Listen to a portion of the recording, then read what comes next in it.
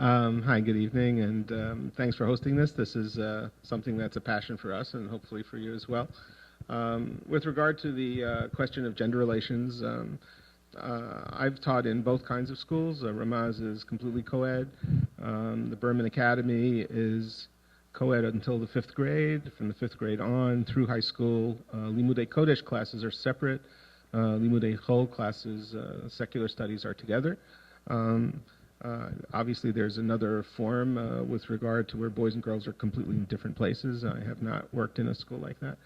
But with regard to the first two models, I see positives and minuses for each kind of situation. I don't see it as, I mean, some people will define it as a halachic issue. I don't believe it's a halachic issue.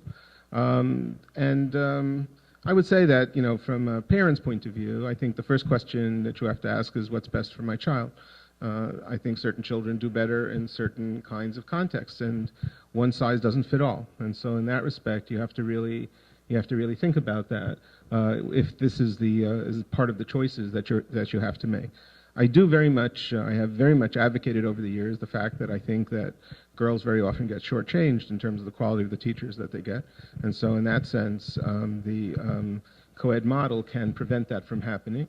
That being said, there's also there's teasing and competition that children have to be able to put up with. I think it's partly the school's responsibility, the teacher's responsibility to moderate that and to be careful with that, even to the point of having sensitivity training with students. We've done that in the Berman Academy.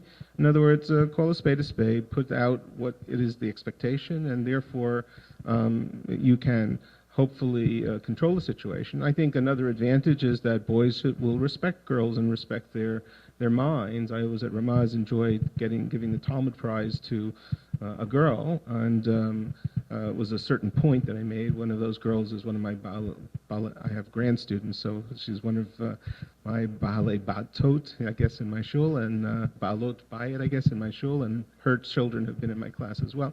But on the other hand, sometimes there are certain issues that can be discussed amongst all boys, all girls, and that's a consideration as well. And so, you know, I would say that there isn't one particular model, assuming that the school is sensitive to the various hazards that each model might present. Those things can be overcome, and therefore an individual and a community would have to do what's best in their own interests. I'll echo Rabbi Buehler's thanks to Potrim B'Chvod Achsanya. Thank you for hosting us. This is really, not only is this a pleasure, but I have to say that seeing so many people come out at 8:30, 9 o'clock at night to this it's exciting to see that this is an issue that is of concern to you. I drove in this morning from Camp Moshava in the Poconos, where I play camp rabbi and have for many years, and the first month ended today.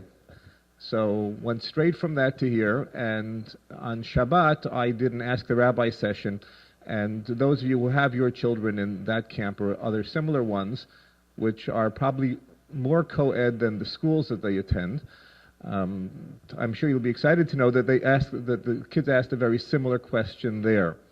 And one of the things I spoke to them about was the importance of developing healthy, respectful relationships between boys and girls, and that co-ed settings offer that opportunity, and it's important that grown-ups as well as children understand that they should look at everyone they meet, whatever the gender, as individuals and not as objects.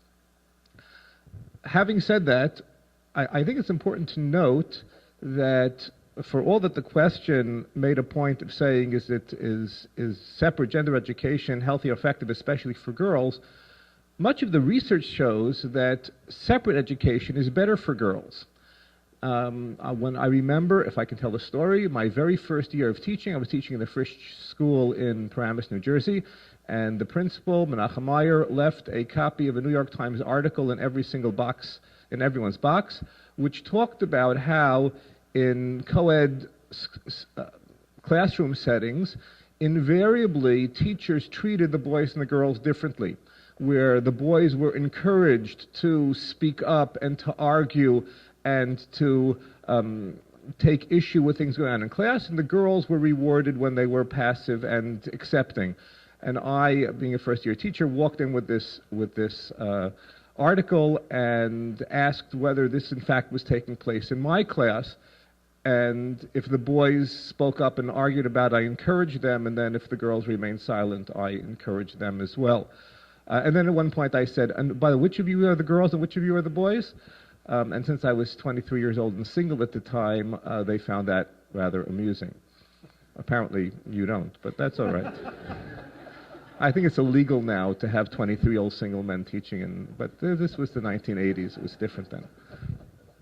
In any case, I'm inclined to agree with Rabbi Bieler that these things are not cut and dry. Just many people have a sense that, in the modern Orthodox world, the coeducation is just the norm.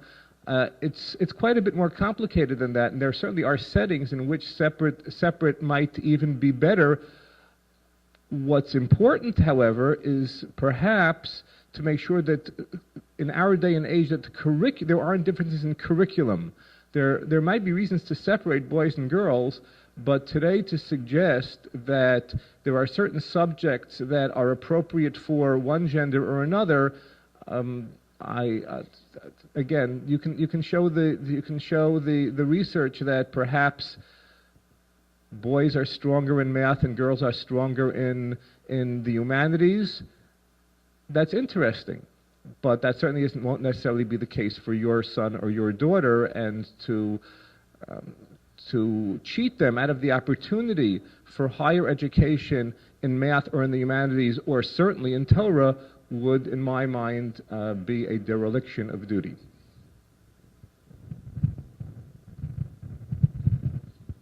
So I think the only things I would add to those presentations is that it's a mistake to think of education as the only context in which one has to address the issue of gender relations, and to address it in isolation. I think if you look, I think there are models of really successful co-education for students who are co-ed students and live co-ed lives, and there are models of really successful single-sex education for students who live single-sex, right, who live segregated lives. What I think really doesn't work is building a school which is totally countercultural to the rest of kids' existences. Right? If you build a single-sex school for kids who live co-ed lives, then all you do is create a completely unstructured environment outside of the school, and usually a completely crazy, wild environment inside the school.